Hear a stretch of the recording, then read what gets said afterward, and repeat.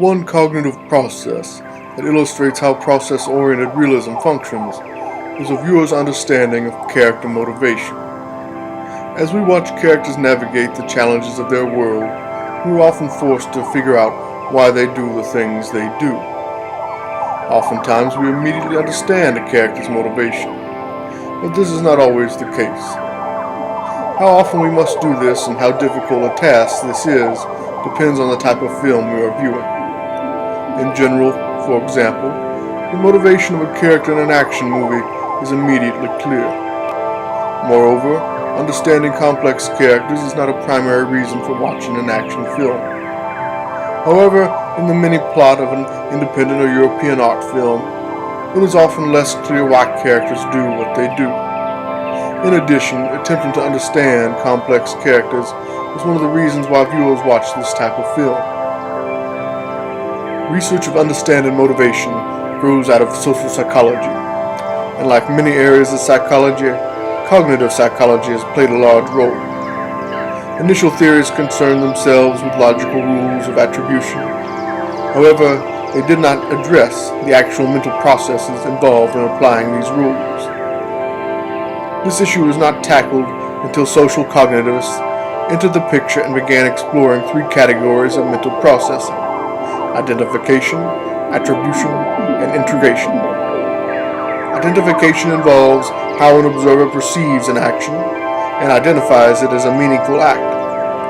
Specifically, observers identify an action by understanding the intentions of the act. Once an act is identified, the observer must attribute that act to either the person's disposition or to the specific situation in which the act occurs. Finally, over repeated encounters, an observer integrates what they perceive into an impression of the actor. While identification and attribution have traditionally been considered as separate stages, Yakov Trope has developed an influential model that demonstrates how these stages interact. Observers make use of two factors to make sense of an action, and use those same two factors in determining whether to attribute that action to the actor's disposition. First, an observer has prior knowledge, including previous behaviors of the actor. Second, the observer has knowledge of the current situation in which the action takes place. At the identification stage, both prior and situational knowledge have additive effects in helping to identify the specific behavior or action.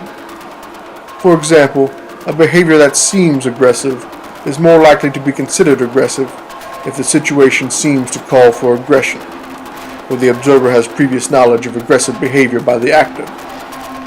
Furthermore, the behavior itself may have a contextual influence on how the observer considers the situation and prior knowledge. Clearly, aggressive behavior may make the observer more likely to judge the situation as one that requires aggression and more likely to identify past aggressive behavior. While identification of an action can be perceptually direct, not all actions are unambiguous, and higher level knowledge may be required to identify the action. At the attribution stage, the observer may or may not infer a disposition based on the identified action. As with the identification stage, knowledge of prior information has an additive effect on disposition inference, just as it does on action at the identification stage. Once an action is identified as aggressive, for example, prior knowledge of aggressive actions will have an additive effect, leading the observer to attribute aggressiveness to the actor's disposition. However, situational knowledge, while being additive in identification, is subtractive in attribution. If a behavior is identified as aggressive, but the situation is clearly one that calls for aggression, the observer will be less likely to attribute aggressiveness to the actor's disposition. Like identification, attribution has the possibility of being experienced as perceptually immediate and direct. Quattrone argues for an anchoring adjustment mechanism. Observers assume a correspondence between action and disposition. An aggressive action will lead to the immediate assumption of an aggressive disposition. Only then does the observer factor in situational and prior knowledge. From an evolutionary perspective, this makes sense. If we identify an action as life-threatening, we must immediately assume the actor is dangerous. We cannot stop to ponder possible reasons why the actor might be acting in such a manner. Yet having the ability to use information about past actions and the current situation is highly useful in both how we make attributions and how we react to the perceived action.